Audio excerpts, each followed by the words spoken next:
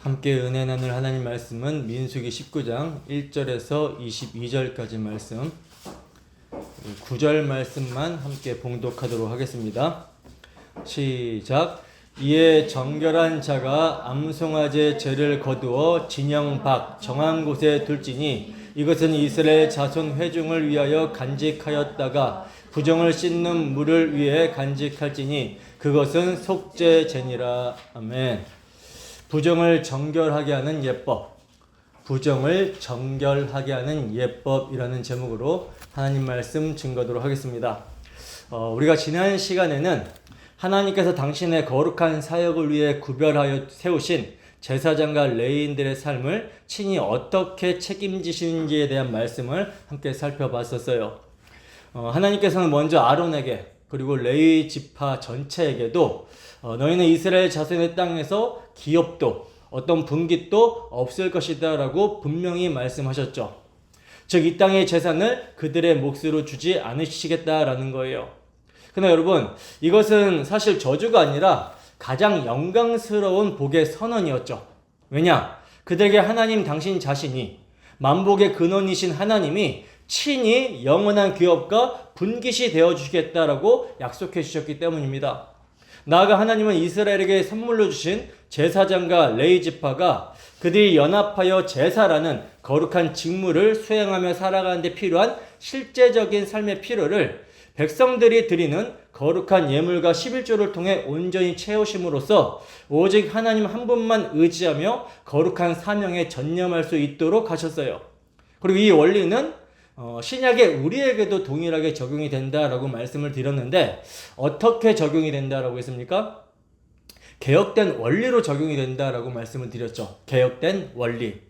우리 모든 성도들은 왕같은 제사장인 성도들의 참된 기업은 오직 하나님 자신이며 또한 교회는 그리스도의 몸을 세우기 위한 선물로 주신 목회자들이 말씀과 기도에 전념하도록 그들의 삶을 보수로 책임져야 된다라는 것. 이것이 바로 개혁된 원리로서의 적용이었어요. 자, 그런데 하나님께서는 왜 이렇게 17장에서 아론의 쌍난 지팡이를 통해 중보자의 권위를 다시 세워주시고 또 18장에서는 제사장과 레위인의 직무와 기업을 세밀하게 이렇게 규정해 주시는 것입니까? 이 배경을 우리가 잊으면 안 되는데 바로 16장에 아주 끔찍한 반역, 하나님의 무서운 심판, 그리고 그로 인한 백성들의 처절한 절규 때문이었어요.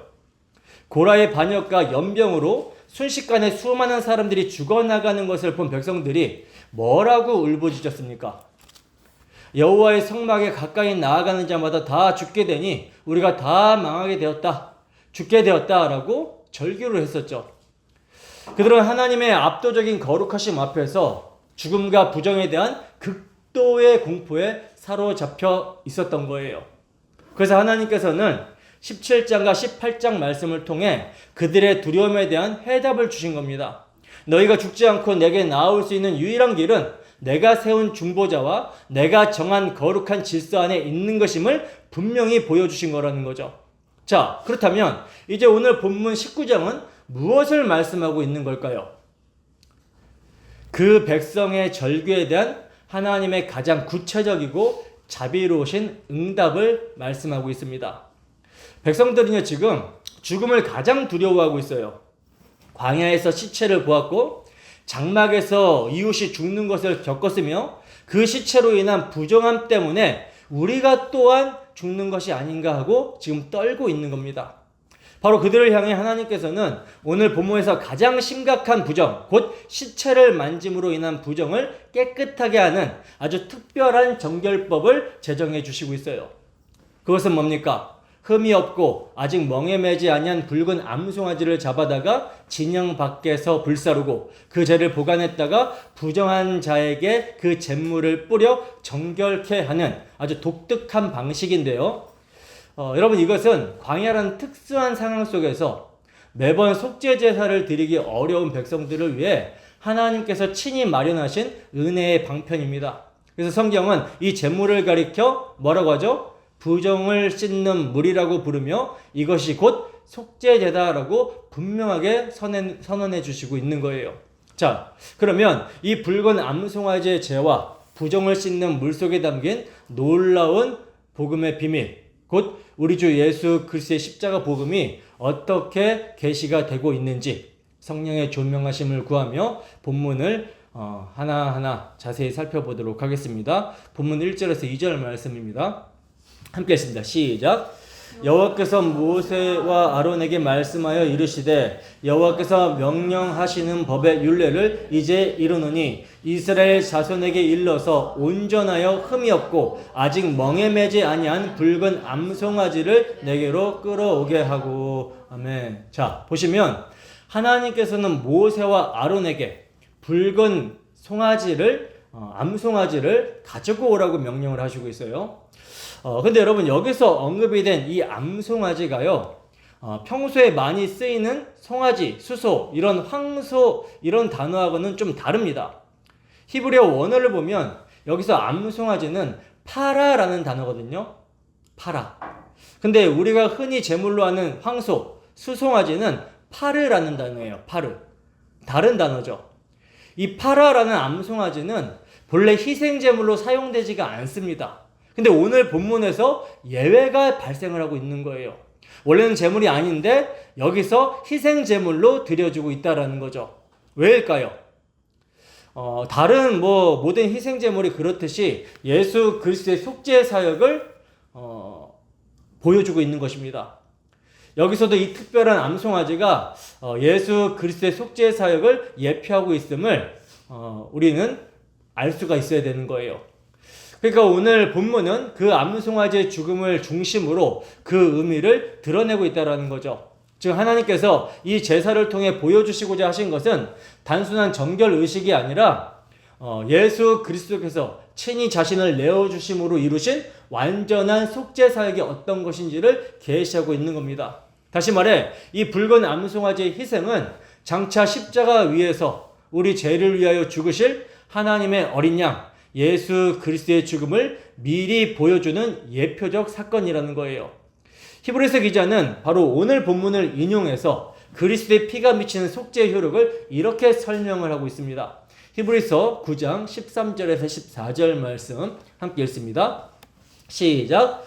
염소와 황소의 피와 및 암송아지의 죄를 부정한 자에게 뿌려 그 육체를 정결하게 하여 거룩하게 하거든 하물며 영원하신 성령으로 말미암아 흠없는 자기를 하나님께 드린 그리스도의 피가 어찌 너희 양심을 죽은 행실에서 깨끗하게 하고 살아계신 하나님을 섬기게 하지 못하겠느냐. 아멘. 보세요.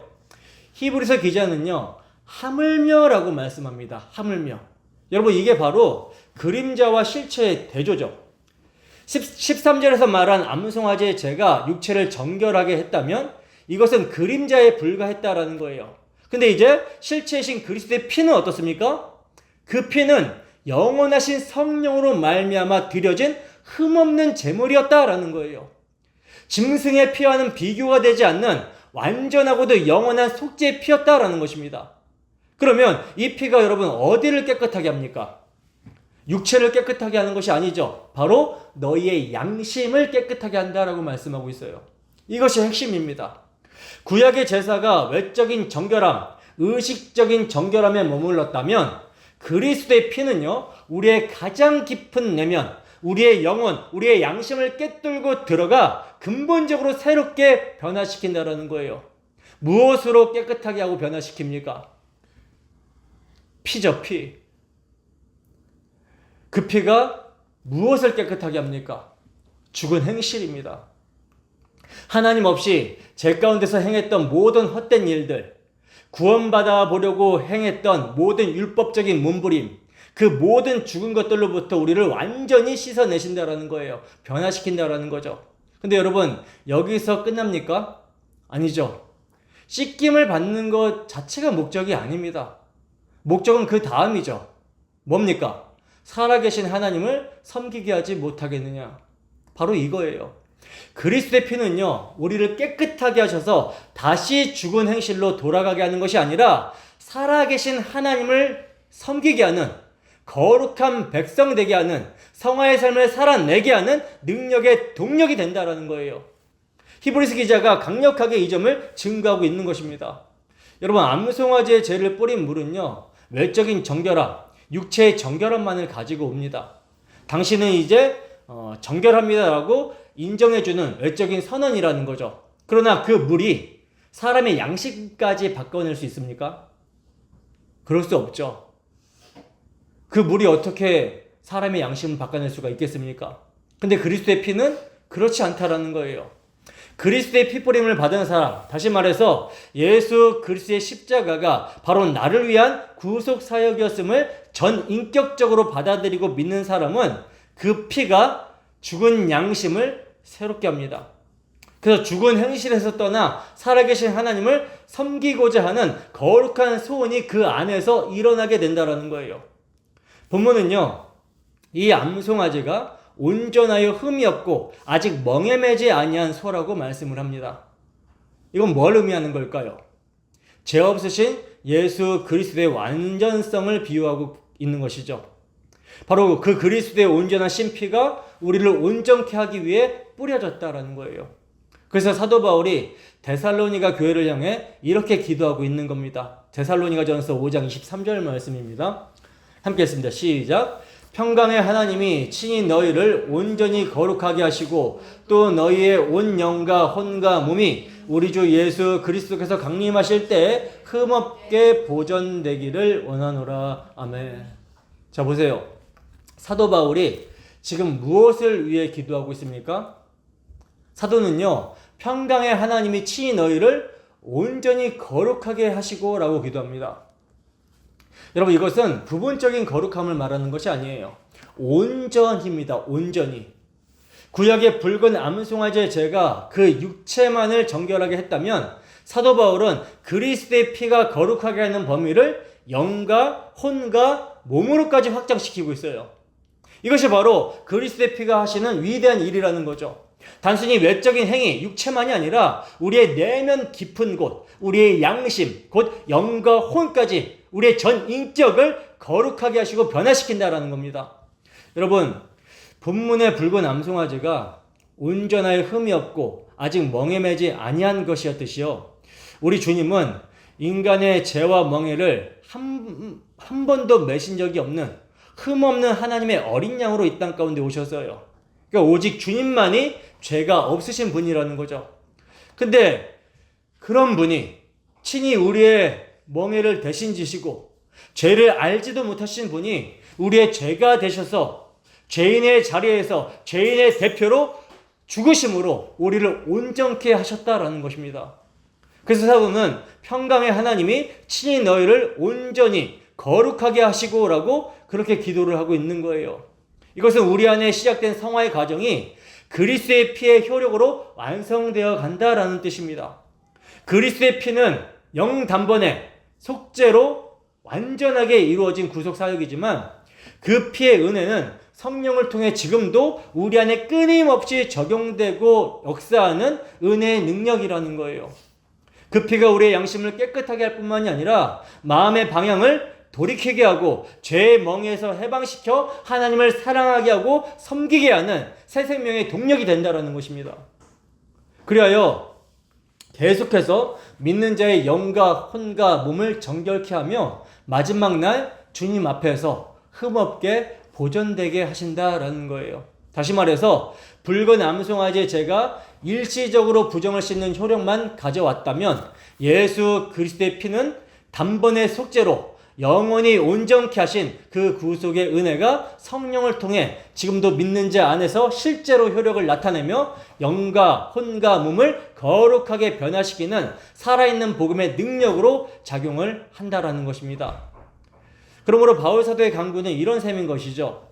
그리스도의 피가 너희를 단순히 깨끗하게 하는데 그치지 않고 그 피로 인해 너희가 온전한 사람으로 세워져서 다시 주님 오실 날 흠없이 서게 되기를 원하노라.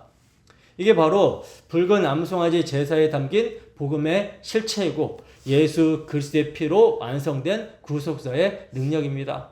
때문에 만약 우리가 예수 그리스도께서 나를 위해 죽으셨다, 참 감사하다, 여기에서 그친다면 우리는 그리스도의 피의 효력을 온전히 맛보지 못한 것일 수 있어요. 그리스도의 피가 우리 양심에 뿌려지면요, 반드시 양심이 새로워지고 우리의 온 영과 혼과 몸이 하나님을 향해 살아가기를 원하게 되는 것입니다. 우리는 이것을 사모하는 마음으로 십자가를 바라봐야 된다는 거예요. 자, 이제 3절을 보겠습니다. 함께 읽습니다. 시작. 너는 그것을 제사장 엘르아살에게 줄 것이요 그는 그것을 진영 밖으로 끌어내어서 자기 목전에서 잡게 할 것이며. 아멘. 자, 보시면 붉은 암송아지를 어디로 끌어내라고 합니까? 진영 밖으로 끌어내서 죽이라고 말씀을 하고 있어요. 그죠? 여러분, 이 또한도 장차 오실 예수 그리스도께서 어떻게 죽임당하실 것을 정확하게 보여주는 예표입니다.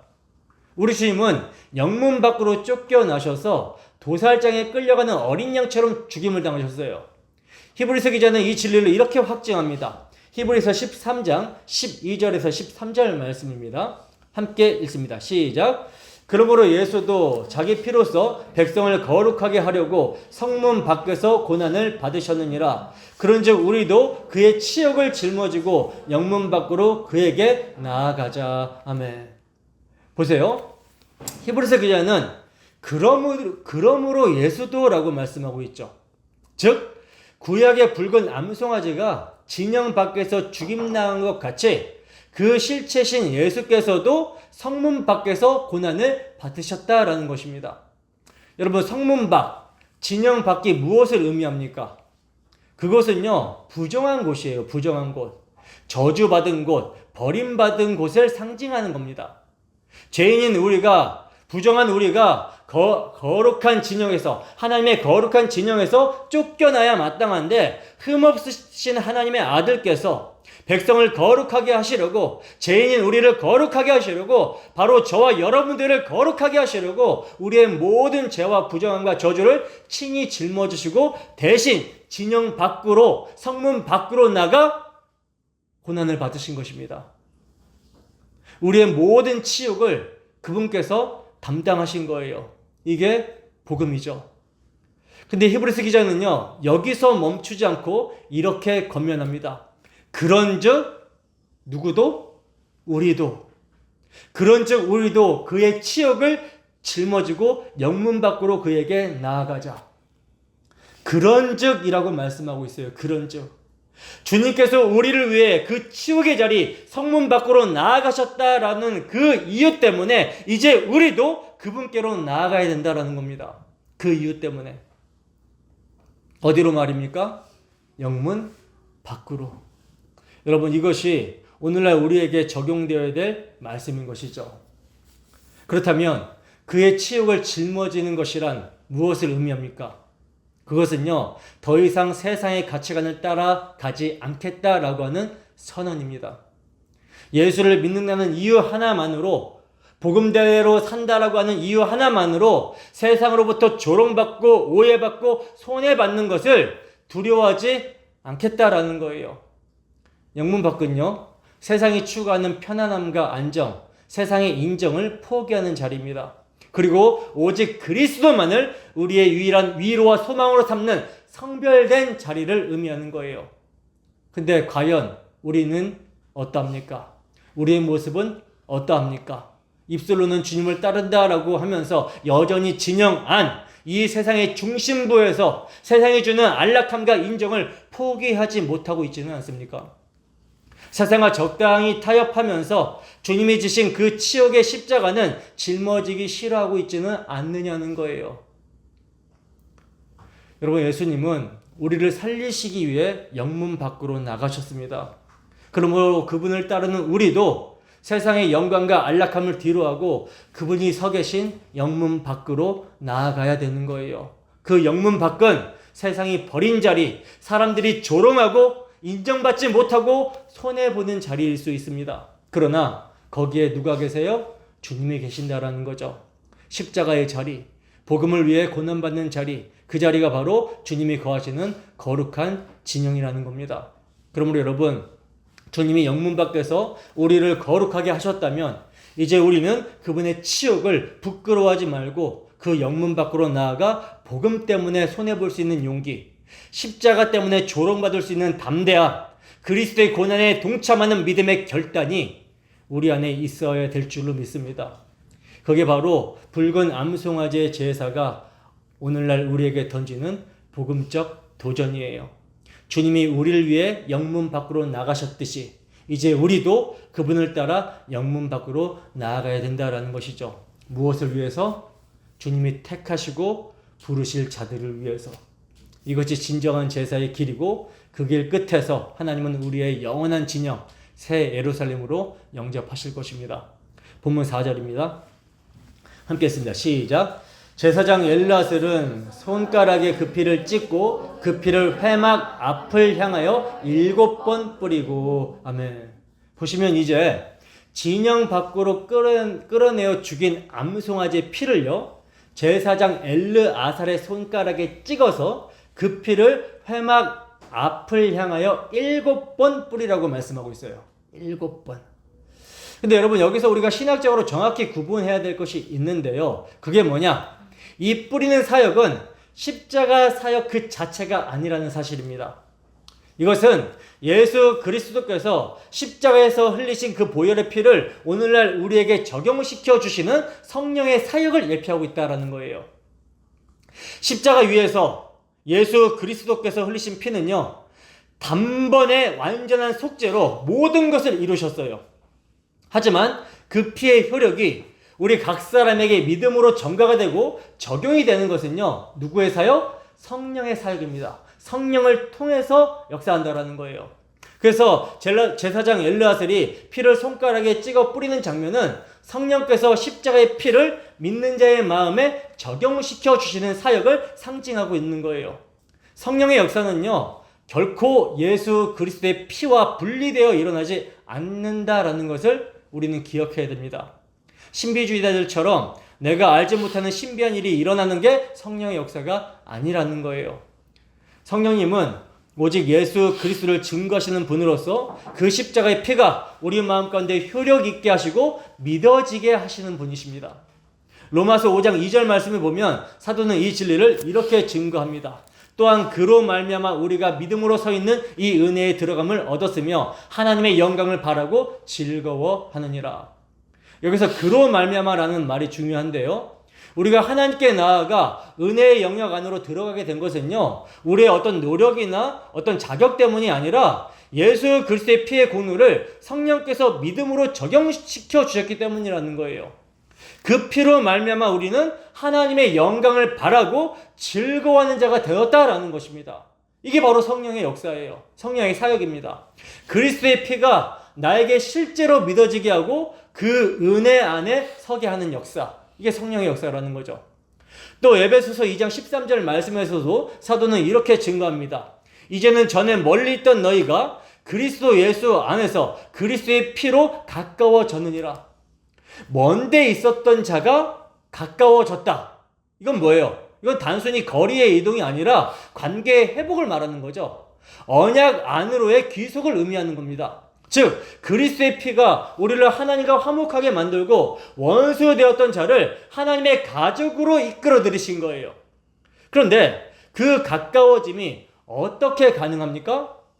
바로 성령께서 예수 그리스도의 속죄의 피를 우리 안에 적용시키심으로 그 피가 단순한 과거 사건이 아니라 지금 내 삶에서 능력으로 역사하게 하신다라는 것입니다. 그래서 이 피뿌림은요, 십자가의 재현이 아니라 십자가의 은혜가 내 안에서 현재화되는 성령의 사역을 상징하고 있는 거예요. 이해가 되십니까? 성령께서는 오늘도 말씀을 통해 복음의 피를 믿는 자의 심령에 뿌리심으로 죽었던 마음이 깨어나고 죄의 멍에가 끊어지게 되고 하나님과 화목하게 되는 역사가 일어나게 되는 겁니다. 그러니까 여러분, 우리가 오늘도 예배를 드리며 말씀을 듣는 이 시간에 그리스도의 피가 성령에 의해서 우리 마음에 뿌려지고 있는 거예요. 이게 바로 붉은 암송아지의 핏뿌림이 오늘 우리 안에서 이루어지는 복음의 실제입니다. 그래서 그리스도께서 흘리신 피는 반드시 우리에게 뿌린 피가 되어야 효험이 있는 거예요. 이 점을 베드로 사도는 이렇게 증거합니다. 베드로전서 1장 2절 말씀 함께 읽습니다. 시작. 곧 하나님 아버지의 미리 아심을 따라 성령이 거룩하게 하심으로 순종함과 예수 그리스도의 피뿌림을 얻기 위하여 택하심을 받은 자들에게 편지하노니 은혜와 평강이 너희에게 더욱 많을지어다. 아멘. 보세요. 베드로 사도는요, 그냥 피 흘리신 예수가 아니라 피뿌림을 얻게 하시는 예수라고 증거를 하고 있죠. 그죠? 뿌려지는 것이 중요한 거예요. 뿌려지는 것이. 나는 예수님이 피 흘려 죽으신 것을 안다. 이건 지식입니다. 인정한다. 거기까지도 여러분 마귀가 한다라는 거예요. 마귀도요, 예수님이 죽으신 것을 역사적 사실로 인정합니다. 그러나 마귀는 그분을 주님으로 모시지는 않죠. 대적하죠.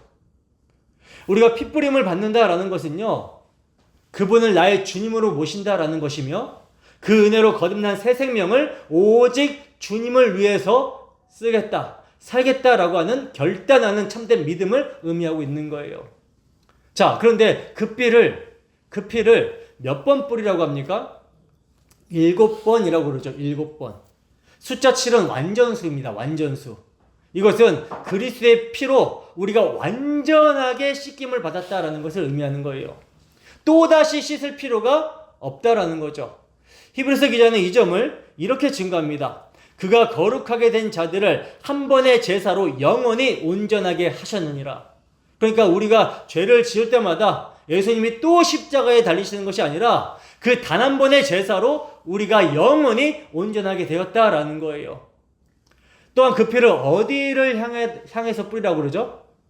그 피를 어디로 향해서 뿌리라고 합니까? 회막을 향하여 뿌리라고 그러죠. 회막을 향하여 뿌리라. 이것은요, 속죄의 궁극적인 목적을 보여주고 있는 거예요. 여러분, 제물이 피를 흘리는 목적이 단순히 내가 지옥 가기 싫어서가 되어서는 결코 안 되는 것입니다. 물론 그것도 맞는 말이긴 하죠. 그러나 그것이 전부라면 너무나도 초보적인 신앙인 거예요. 속죄의 목적은 예배입니다. 예배. 우리를 하나님 앞으로, 즉 회막 앞으로 나아가게 하기 위함이라는 거예요. 우리를 구원하신 그 하나님 아버지의 사랑이 너무나도 감사해서 그분의 얼굴을 뵙기 원하는 것, 이것이 핏부림을 받은 성도의 마땅한 본성이라는 거죠. 이 목적을 베드로 사도는 이렇게 증거합니다. 베드로전서 3장 18절 말씀 함께 읽습니다. 시작. 그리스도께서도 단번에 죄를 위하여 죽으사 의인으로서 불의한 자를 대신하셨으니 이는 우리를 하나님 앞으로 인도하려 하심이라. 아멘. 보세요. 그 암송아지의 피의 실체이신 예수 그리스도께서 단번에 죄를 위하여 죽으신 목적이 너무나도 분명하죠. 뭡니까? 우리를 하나님 앞으로 인도하려 하심이라. 여러분, 우리가 사랑하는 사람이 있으면 어떻습니까? 자꾸 보고 싶어지지 않습니까? 십자가의 사랑을 입은 자는요, 그 주님을 만나고 싶어 하는 거예요. 그래서 우리가 주님의 몸된 교회로 모이기에 힘쓰게 되는 것이죠. 주님을 사랑하고 만나고 싶으니까 주님의 몸인 교회를 사랑하고 그곳에서 주님을 예배하기를 원한다라는 것입니다. 여러분들의 심령은 어떠십니까? 참으로 주님을 가까이 하기를 원하십니까? 복 있는 자는 주님의 율법을 즐거워하고 그 율법을 주야로 묵상하는 자라고 하는데, 참으로 여러분들은 율법, 말씀을 즐거워하고 묵상하고 있습니까? 주야로? 기뻐하고 계십니까? 참으로 주님을 가까이 하는 자들 되기를 소원합니다. 자, 이제 본문 5절과 6절 말씀입니다. 함께 읽습니다. 시작. 그 암소를 자기 목전에서 불사르게 하되 그 가죽과 고기와 피와 똥을 불사르게 하고 동시에 제사장은 백향목과 우슬초와 홍색실을 가져다가 암송아지를 사르는 불 가운데 던질 것이며. 아멘. 보세요. 암송아지를 진영 밖에서 죽이고 제사장이 회막을 향해서 그 피를 뿌린 다음에 이제 그 암송아지를 어떻게 하라고 그러죠? 불사르게 하라고 말씀합니다.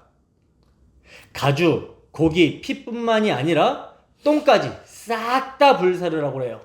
왜입니까? 이것은 전체를 강조하는 겁니다. 전체를.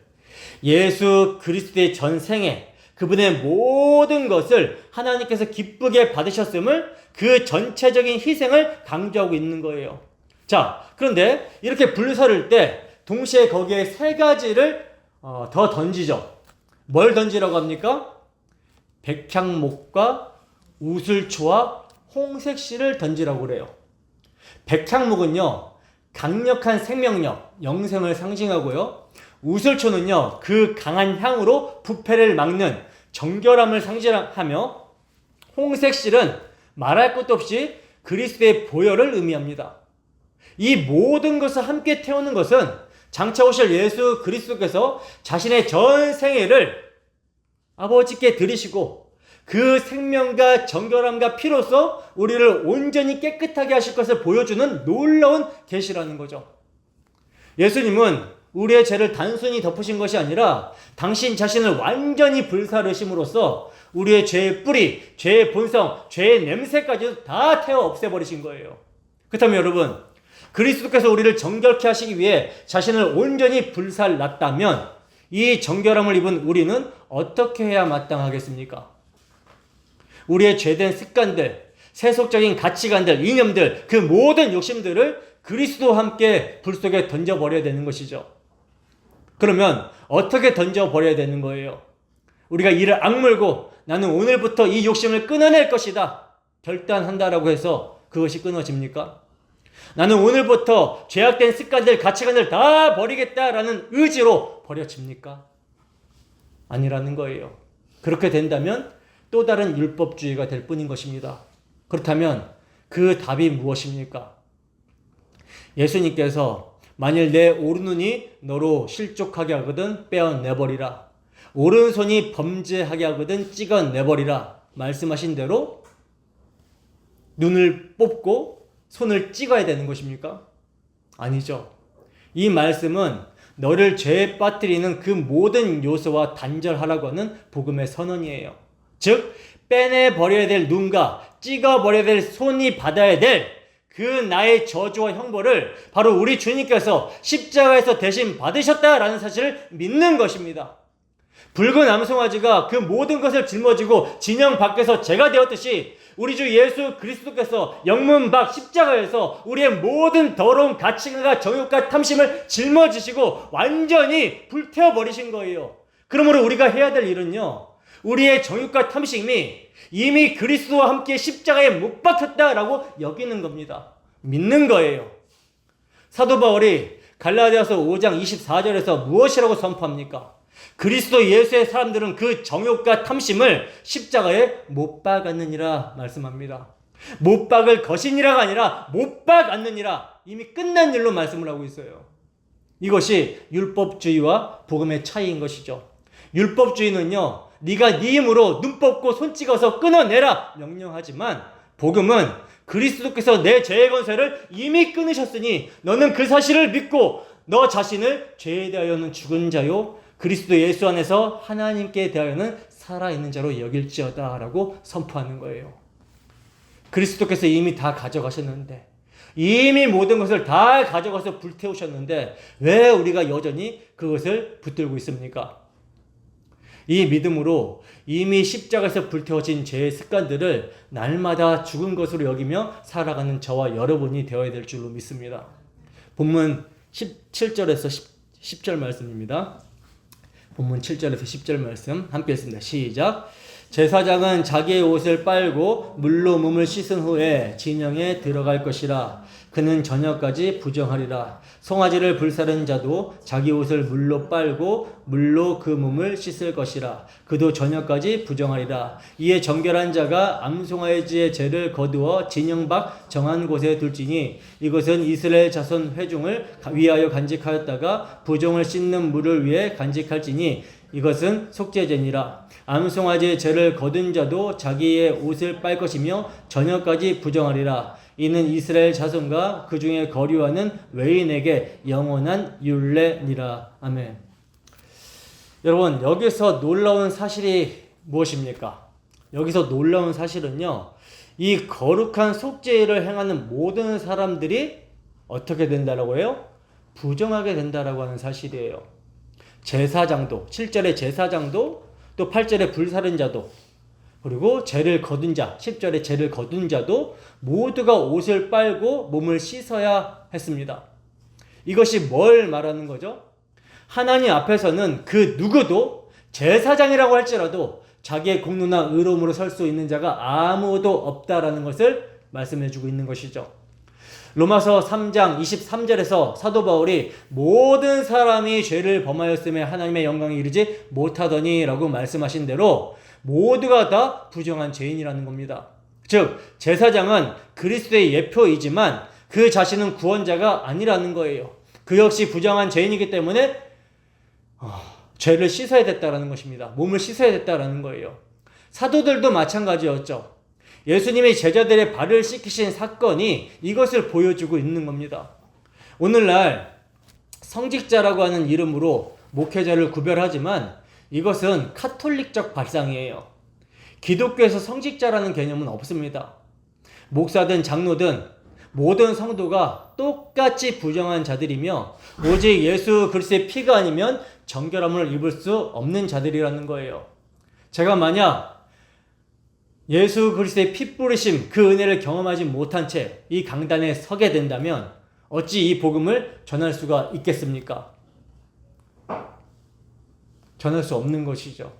피 뿌림을 의지해야 되는 거예요.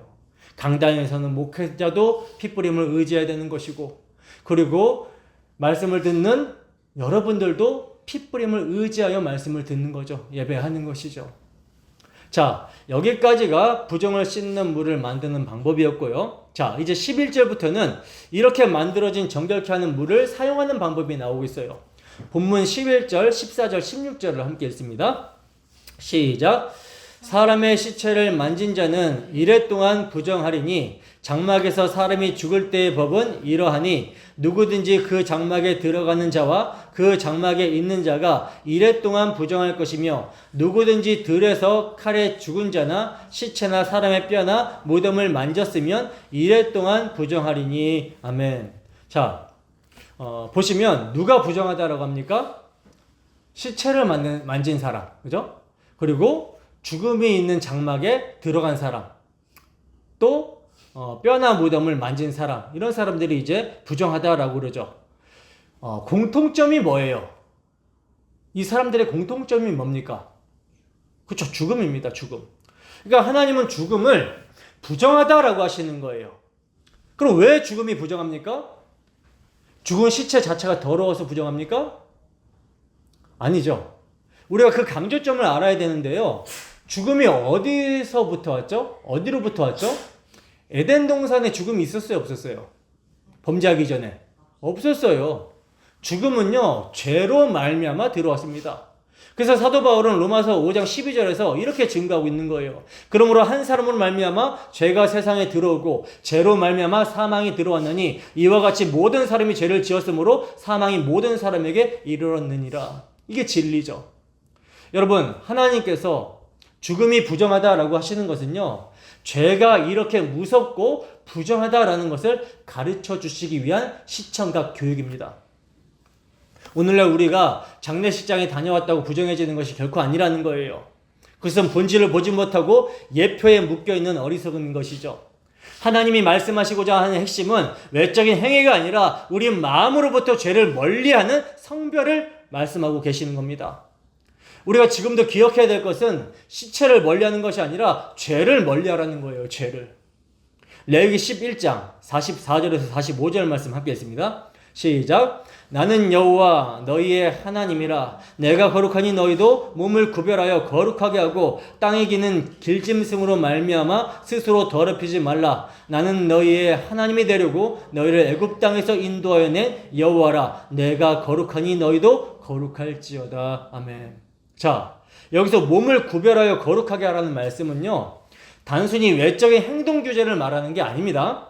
하나님이 거룩하시기 때문에 그분의 백성인 우리도 삶의 방향과 마음의 중심이 하나님께, 거룩하신 하나님께 속해 있어야 된다라는 뜻이에요. 그분은 내가 너희를 애굽 땅에서 인도하여 낸 여호와라 이렇게 말씀하고 있죠. 즉 출애굽 유월절 어린 양의 피로 이스라엘을 구원하신 목적이 단순히 고생해서 해방되는 것이 아니라 하나님을 예배하는 거룩한 백성으로 세우심이라는 겁니다.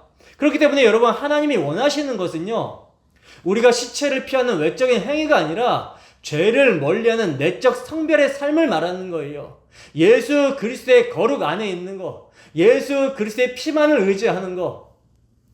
근데 여러분, 오늘날 이 사실을 망각한 사람들이 얼마나 많습니까?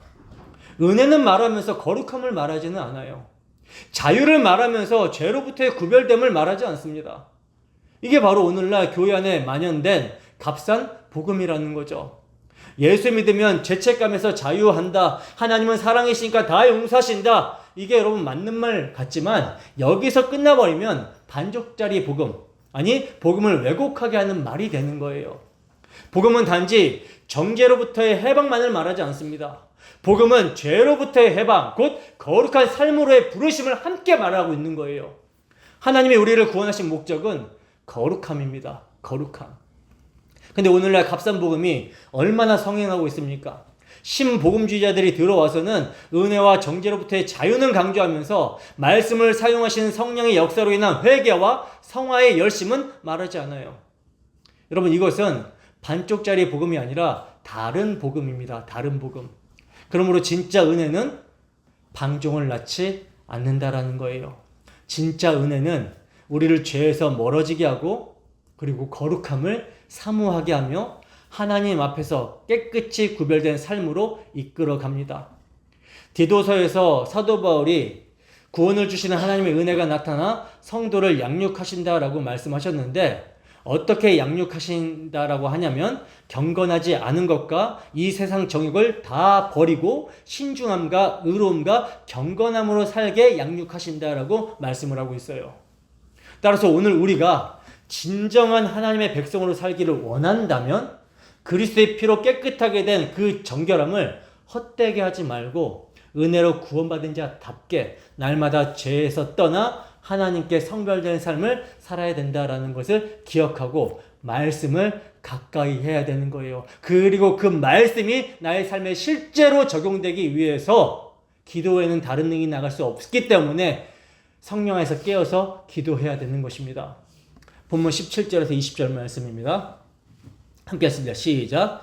그 부정한 자를 위하여 죄를 깨끗하게 하려고 불사른 재를 가져다가 흐르는 물과 함께 그릇에 담고 정결한 자가 우슬초를 가져다가 그 물을 찍어 장막과 그 모든 기구와 거기에 있는 사람들에게 뿌리고 또 뼈나 죽임을 당한 자나 시체나 무덤을 만진 자에게 뿌리되 그 정결한 자가 셋째 날과 일곱째 날에 그 부정한 자에게 뿌려서 일곱째 날에 그를 정결하게 할 것이며 그는 자기 옷을 빨고 물로 몸을 씻을 것이라. 저녁이면 정결하리라. 사람이 부정하고도 자신을 정결하게 하지 아니하면 여호와의 성소를 더럽힘이니 그러므로 회중 가운데서 끊어질 것이니라. 그는 정결하게 하는 물로 뿌림을 받지 아니하였은즉 부정하니라. 아멘.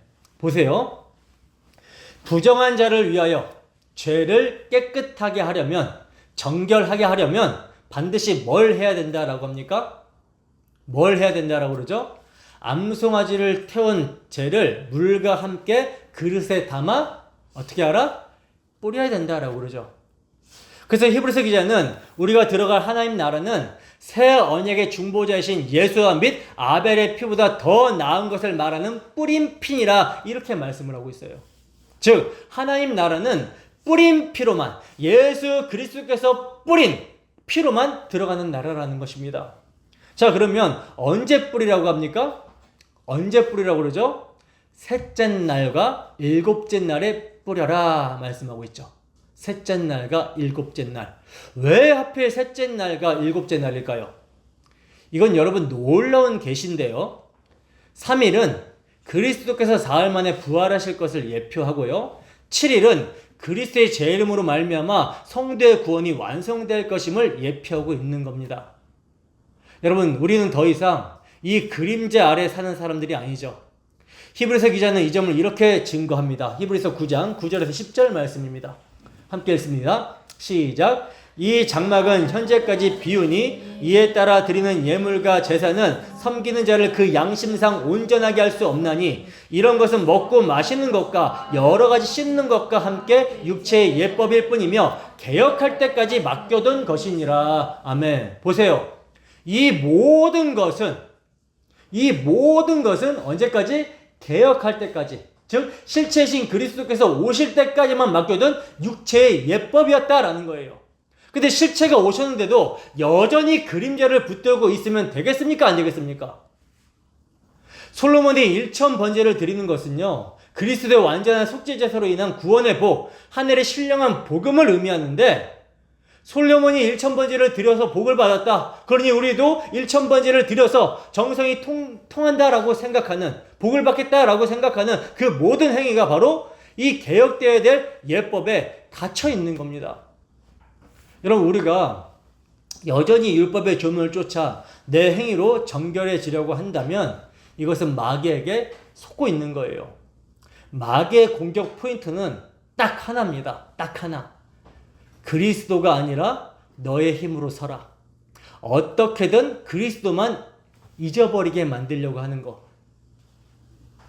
그리스도를 가리는 것. 그리스도가 우리의 눈앞에 보이지 않게 하는 것.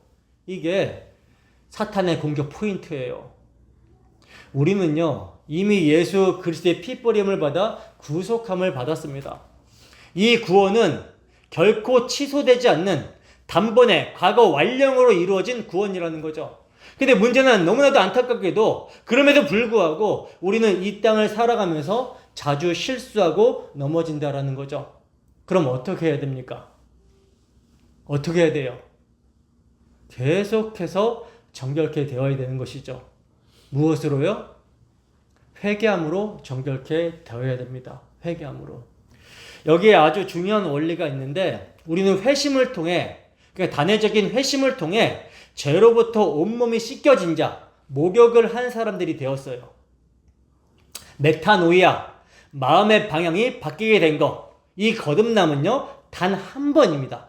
그러나 목욕은 했지만 우리는 여전히 어디서 살아가요? 죄 많은 세상을 살아가면서 발을 딛고 있죠. 그럼 어디가 더러워지겠습니까? 발바닥이 계속 더러워집니다. 그래서 발은 자주 씻어야 되는 거예요. 바로 이 회심, 거듭남이 목욕이라면 날마다 죄를 지을 때마다 애통하며 다시 주님께 나아가는 것은 회개요, 발 씻음이라는 거죠. 그래서 요한 사도는 만일 우리가 우리의 죄를 뭐하면? 자백하면 그는 미쁘시고 의로워서 우리의 죄를 사하시며 우리를 모든 불의에서 깨끗하게 하실 것이요 라고 말씀해 주신 거예요. 이 말씀은 지옥 가게 된 우리를 다시 구원하신다라는 뜻이 아니라 이미 목욕한 우리가 세상에서 묻힌 그 행실에 찌든 때 발을 계속해서 깨끗하게 씻겨주시겠다라고 하시는 약속입니다. 구원을 위해서가 아니라 이제 아버지와의 관계를 위해서라는 거죠. 여러분, 회개치 않는 성도만큼 비참한 존재는 없습니다. 신부는 성도인데 삶은 지옥 갈 사람들의 삶을 살아가는 거예요. 이 땅에서 지옥을 사는 겁니다. 왜 그렇습니까? 천국은 하나님의 통치를 받는 곳이고 지옥은 하나님의 통치가 없는 곳이죠. 그런데 성도라는 자가 죄에 물들어 하나님의 통치를 거부하고 있다면 그가 사는 것이 바로 지옥 아닙니까? 하지만 우리는 새 본성을 받았어요. 온몸이 더러운 사람은 발이 더러워져도 신경 쓰지 않습니다. 하지만 깨끗하게 목욕을 한 사람, 거듭난 사람, 새로운 본성이 주어진 사람은 발에 흙이 조금만 묻어도 거슬려요. 그래서 그것을 씻고 싶어 한다는 거죠. 씻어내고 싶어 한다는 거죠. 이것이요, 그리스도의 보혈로 씻음받은 성도의 거룩한 본성입니다. 그런데 죄를 범하고도 자백하지 않으면 어떻게 되는가? 회개하지 않으면 어떻게 되는가? 발을 씻지 않는다면 어떻게 되는가? 20절 말씀처럼 여호와의 성소를 더럽히는 것이 되는 겁니다. 그 성소가 여러분 어디입니까? 1차적으로는 바로 나 자신, 내 영혼이죠. 양심이 죄에 물들어 다시 종살이하는 비참한 삶을 살아가게 되는 거예요. 그래서 주님은 지금도 우리가 죄를 지었을 때 우리의 마음의 문을 두드리고 회개를 촉구하고 계시는 겁니다. 계시록에 보면 볼지어다 내가 문 밖에 서서 두드리노니 누구든지 내 음성을 듣고 문을 열면 내가 그에게로 들어가 그와 더불어 먹고 그는 나와 더불어 먹으리라. 문을 열어라. 내가 내 발을 씻겨주겠다. 근데 우리는 민망해서 부끄러워서 문을 걸어 잠그죠. 내가 이렇게 더러운데 주님이 혼내실 거야. 여러분, 혼나고 깨끗함을 받는 것이, 청소되는 것이 문 걸어 잠그고 계속 더러운 채 사는 것보다 100배, 1000배 낫습니다. 주님은 택하신 자에게 은혜를 베푸셔서 반드시 그 문을 열게 하신다라는 거예요. 이게 바로 요한복음 13장에서 주님이 베드로의 발을 씻기신 사건의 의미죠. 주님이 발을 씻겨주시려고 하는데 베드로가 거부하자 주님이 말씀하시죠. 예수께서 대답하시되 내가 너를 씻어주지 아니하면 내가 나와 상관이 없느니라. 그러자 베드로가 어떻게 나옵니까? 주여, 내 발뿐만이 아니라 손과 머리도 씻어주세요 라고 요청을 합니다. 이때 주님은 이미 목욕한 자는 발밖에 씻을 필요가 없다라고 하셨어요. 무슨 말입니까? 주님이 택하신 베드로는 당신께서 십자가의 피로 깨끗하게 하실 것이기 때문에 이미 목욕한 자, 회심한 자예요. 때문에 다시 목욕, 회심할 필요가 없다라는 겁니다. 다만 발만 씻으면 된다. 회개하기만 하면 된다라는 거예요. 자, 그러면 주님은 왜 이렇게 날마다 우리의 발을 씻겨주시는 겁니까? 그 목적이 에베소서 5장에서 나오는데 에베소서 5장 26절에서 27절 말씀 함께 읽습니다. 시작. 이는 곧 물로 씻어 말씀으로 깨끗하게 하사 거룩하게 하시고 자기 앞에 영광스러운 교회로 세우사 티나 주름 잡힌 것이나 이런 것들이 없이 거룩하고 흠이 없게 하려 하심이라. 아멘. 보세요. 깨끗하게 씻겨주는 목적을 뭐라고 말씀하고 있죠? 주님 앞에 거룩하고 흠이 없는 자로 세우시기 위함이다 라고 그러죠. 우리는 지금 그 나라에, 아들의 나라에 걸맞은 자로 연습하고 있는 거예요. 근데 주님 오시면 어차피 깨끗하게 해주실 테니 지금은 불신자처럼 살겠다. 이런 심보가 어디서 나오는 겁니까? 이것은 거룩하고자 하는 열망이 없는 가짜 믿음에서 나오는 것이죠. 그래서 교회 공동체는요, 회개가 중요합니다. 회개가 없는데 어떻게 경건하게 살아갑니까? 공동체라는 말은 공통의 머리가 있어야 가능한 거예요. 그래서 사도 바울은 오직 사랑 안에서 참된 것을 하여 범사에 그에게까지 자랄지어라. 그는 머리니 곧 그리스도라. 이렇게 말씀합니다. 즉 머리 대신 그리스도 안에서 각자가 철저히 회개하고 회복될 때 공동체의 경건도 세워지게 되는 것입니다. 우리 디아스포라 교회가 바로 이런 교회가 되어야 되는 거예요. 이제 말씀을 맺습니다. 죄로 부정해진 우리는 하나님의 붉은 암송아지 예수 그리스도의 피로 정결하게 되었습니다. 근데 이단들은요, 교주가 물 떠놓고 기도한 물을 생명수라고 하면서 팔아먹어요. 그러나 그런 물로 우리의 죄가 씻겨집니까? 우리가 씻고자 하는 것은 아토피나 질병이 아니라 죄로 물든 우리의 영혼과 양심입니다. 그 양심을 씻는 유일한 생명수는 그리스도의 보혈이에요. 그렇다면 그 핏부림을 받기 위해 우리가 나가야 될 십자가는 어디에 있습니까? 그것은 바로 그리스도의 말씀입니다. 하나님은 말씀으로 우리를 씻기신다라는 거예요. 우리를 씻기는 물은 진리의 말씀 곧 구원의 복음입니다. 말씀 속에서 도덕적 교훈만 찾는 사람은 씻겨지지 않아요. 교훈은 내가 해야 될 일이죠. 그러나 내 행위로 나의 더러움을 씻을 수 없습니다. 오직 예수 그리스도께서 행하신 일, 곧 복음만이 우리를 씻기는 능력의 물이 된다는 거예요. 목회자는 강단에서 이 복음을 전해야 되고 성도는 이 복음을 듣기를 사모해야 되는 것입니다. 간절히 사모해야 되는 거예요. 그리고 이 복음으로 씻김을 받은 우리는 이웃에게 나아가 이 복음을 전함으로 그들 또한 부정함에서 씻기도록 도와줘야 된다는 거죠. 참으로 바라기는 우리 모두가 이렇게 복음을 사모하며 복음으로 단장되어지기를 소원합니다. 그리하여 우리의 신랑 되신 주님 다시 오실 때 정결한 신부의 삶을 살아가는 복된 인생 되기를 주님의 이름으로 축원합니다. 기도하겠습니다.